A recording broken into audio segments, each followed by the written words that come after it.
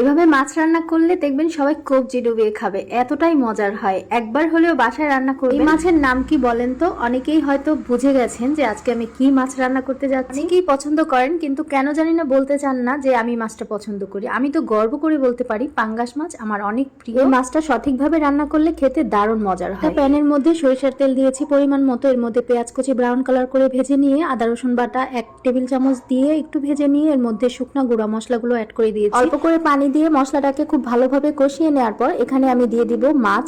আর পাঙ্গাস মাছের 4 টুকরো মাছ আমি এখানে ছোট ছোট টুকরো করে নিয়েছি। মাছগুলোকে লেবুর রস, লবণ আর হালকা কুসুম গরম পানি দিয়ে ভালো করে ধুয়ে পানি ঝরিয়ে নিতে হবে। এবার মশলার সাথে আমি মাছগুলোকে আরেকটু কষিয়ে নিব। এই 5 মিনিটের মতো কষিয়ে নিলেই হবে। তারপর এখানে আমি ঝোলের জন্য 1 কাপ গরম পানি অ্যাড করে দিয়েছি, টমেটো টুকরো দিয়ে দিলাম। এখন 20 মিনিটের মতো এটাকে লো আঁচে রান্না করে নিতে হবে। শেষে আস্ত কাঁচামরিচ, ধনিয়া পাতা কুচি আর দিয়ে দিব কয়েকটা লেবু পাতা। আর এই লেবু পাতার কারণে পাঙ্গাস মাছটা খেতে আরো বেশি সুস্বাদু হয়। এবার চুলাটা অফ করে 5 মিনিট দমে রেখে দিলেই অনেক সুন্দর একটা ঘ্রাণ বের হবে। আচ্ছা, কেমন লাগলো আমার আজকের রেসিপিটি? ভালো লেগে থাকলে কমেন্ট করে জানাবেন। সবাই ভালো থাকবেন।